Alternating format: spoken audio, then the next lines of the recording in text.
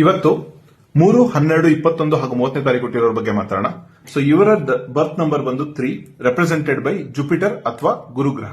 So ಗುರು ಅಂದಿದ ತಕ್ಷಣ ಸರಿ ದಾರಿಲಿ ನಡೆಸೋರು. ಹಾಗೆ ಇವರು ಯಾವುದೇ ವಿಷಯದಲ್ಲಿ ಡಿಸಿಷನ್ ತಗೋಬೇಕಾದ್ರೆ ಯಾವ್ದು ಕರೆಕ್ಟ್ ಅನ್ಸುತ್ತೋ ಅದನ್ನ ಸೆಲೆಕ್ಟ್ ಮಾಡ್ತಾರೆ, ಯಾವ್ದು ಈಸಿ ಅನ್ಸುತ್ತೋ ಅದನ್ನಲ್ಲ. ಎರಡನೇದಾಗಿ ಎಲ್ಲಾ ವಿಷಯದಲ್ಲೂ ಇವರು ಪ್ರಾಪರ್ ಆಗಿರ್ಬೇಕು, ಪರ್ಫೆಕ್ಟ್ ಆಗಿರ್ಬೇಕು ಅಂತ ಎಕ್ಸ್ಪೆಕ್ಟ್ ಮಾಡ್ತಾರೆ. ಮೂರನೇದು, ಈ ಡೇಟ್ ಅಲ್ಲಿ ಹುಟ್ಟಿರುವಂತ ಮಕ್ಕಳು ಕೂಡ ಕಮ್ಮಿ ಏಜ್ ಅಲ್ಲೇ ತುಂಬಾ ಮೆಚೂರ್ ಆಗಿ ಬಿಹೇವ್ ಮಾಡ್ತಾರೆ.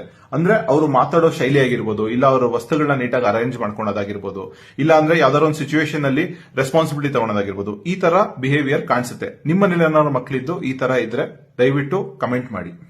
ಕೊನೆಯದಾಗಿ, ಈ ಎಲ್ಲಾ ಕ್ಯಾರೆಕ್ಟರ್ಸ್ ಇಂದ ಅವ್ರ ಜೊತೆಲಿರೋರು ಆಟೋಮೆಟಿಕ್ ಆಗಿ ಅವ್ರನ್ನ ರೆಸ್ಪೆಕ್ಟ್ ಮಾಡ್ತಾರೆ, ಅವ್ರನ್ನ ಒಂದು ಗುರು ಸ್ಥಾನದಲ್ಲಿ ನಿಲ್ಸ್ಕೊಂಡು ಅವ್ರ ಹತ್ರ ಅಡ್ವೈಸ್ ನ ಕೇಳ್ತಾರೆ. ಸೊ ಯೂಶಲಿ ಇವ್ರು ಕೊಡುವಂತ ಅಡ್ವೈಸಸ್ ಕರೆಕ್ಟ್ ಆಗೇ ಇರುತ್ತೆ.